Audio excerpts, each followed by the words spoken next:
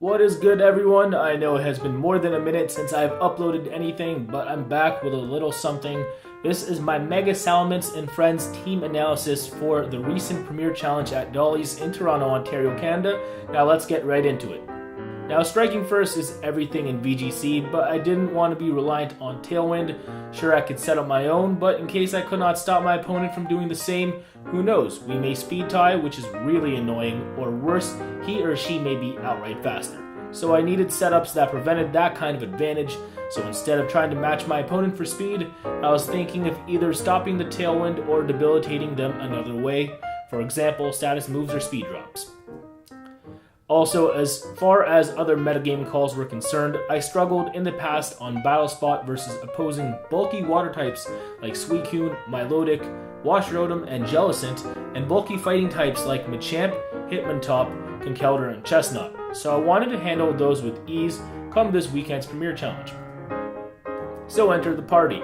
Starting off with the Ricky Henderson slot of the team, it's Gengar with its speed control options and support versus opposing shenanigans like Status, Tailwind, or Trick Room abusers.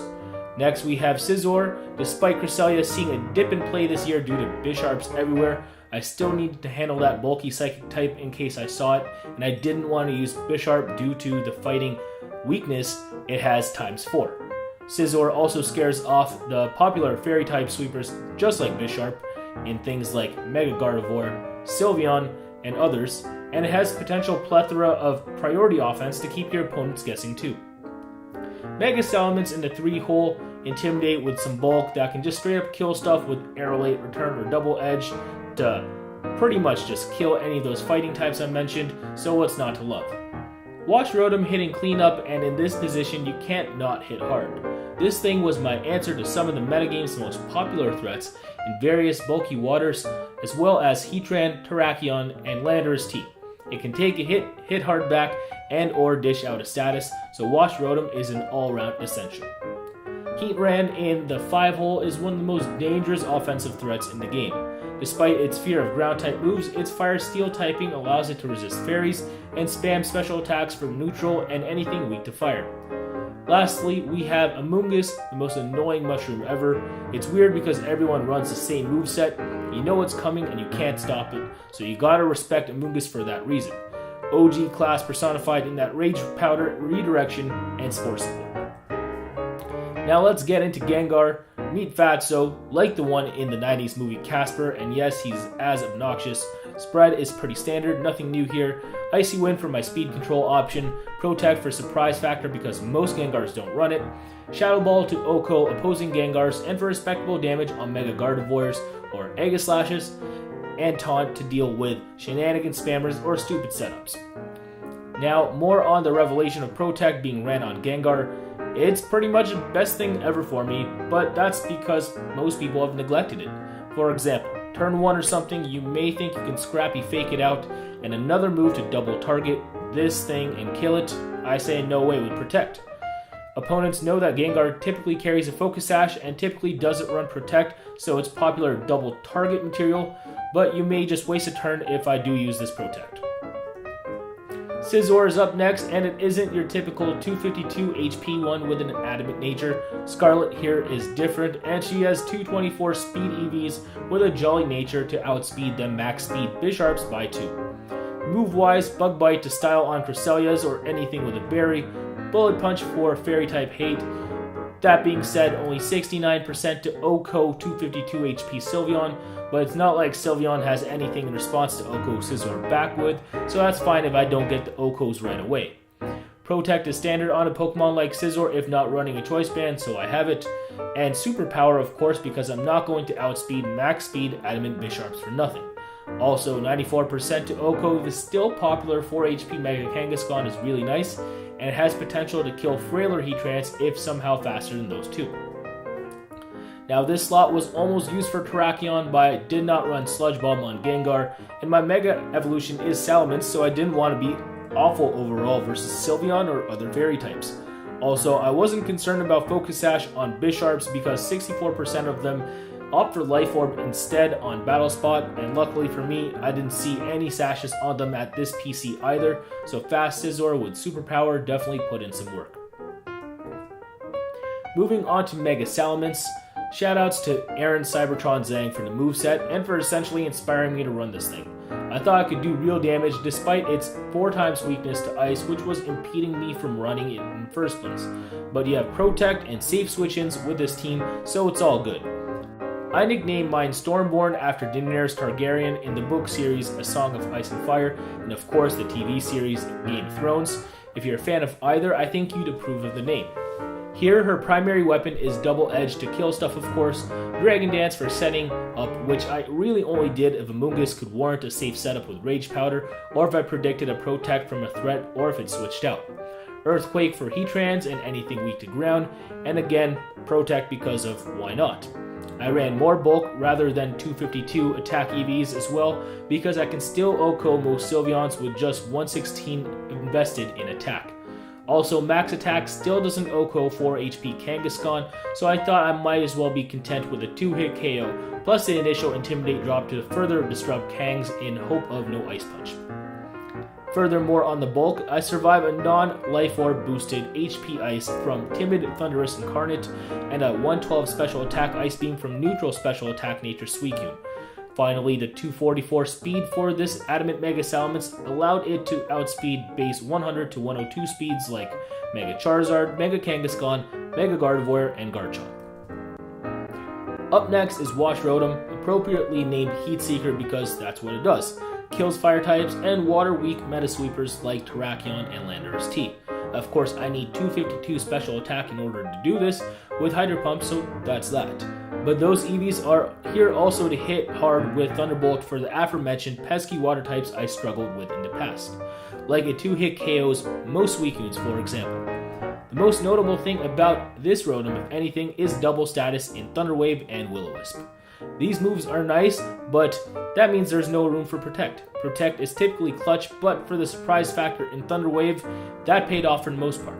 Shoutouts to Alec Rubin for the idea of running such a moveset. If you don't already know, Alec Rubin attained a 3rd place finish at the recent Winter Regional Championship in Virginia with Heat Rotom, with double status in Thunder Wave, and wow. Worked out for me and definitely for him on a grander stage, so I swear you guys, double status any form Rotom is an absolute monster. Also, the simple spread was typically a 2 or 3 hit KO for most neutral attacks with Citrus Berry activation, so that's why I didn't feel compelled to calculate for this thing. And now here's my Heatran, nicknamed Firecracker because that's what she does. She spams fire moves, Overheat to get by Wide Guard users, Heat Wave for spread, and then of course Earth Power for opposing Heatrans, and Protect because it's the best. Should have gone with max speed, however, because I should still speed tie with the fastest Heatrans instead of aiming to only outspeed Bisharp. Flash Cannon has also seen some play as of late, but I wouldn't run it because it does KO only stuff that is faster than it, like Terrakion for example. You'll need a Choice Scarf if anything. No Substitute either because I'd rather use Overheat and KO stuff that set up Substitute and get walled by opposing Wide Guard if I needed to KO something with a Fire type move, stuff like Aegislash for example. Now next up is Amoonguss in the last slot, named mine Toadsworth because like in Super Mario Sunshine, Amoonguss is an OG mushroom. Rocky Helmet for redirection with Rage Powder to punish physical attackers. Other moves are standard. Everything in fact is verbatim what Cybertron ran earlier in the format. And what can I say, it definitely punishes water types and fighting types, and it's fun coming in on a fake out or low kick from an opposing Mega Kangaskhan. Now playing the team out generally, despite having some bulk, the team is designed to be played fairly aggressively, with Pokemon like Scizor, Mega Salamence, and Heatran just having enough speed to outrun some of my concerns and having the offensive investment to OHKO that stuff. That being said, Gengar is the most versatile of leads. You can go on the offensive with Shadow Ball, or use Icy Wind for speed control, even Taunt if need be. You gotta respect the options. Also, I essentially wanted the rest of the team to pick up super effective damage wherever I could. For the most part, my coverage was great. Again, mission accomplished when dealing with what I found annoying in water and fighting types. And Wash Rotom or Amoonguss were never shut down either when it came to spamming status moves, so that was also nice. Checks included opponents actually getting Tailwind off. For whatever reason, if I could not negate Tailwind, say if I could not taunt with Gengar due to a scrappy fake out, or if I didn't lead with him, then I'd be playing from behind and trying to stall the Tailwind out. happened to me a few times in this tournament, so that was never fun to do.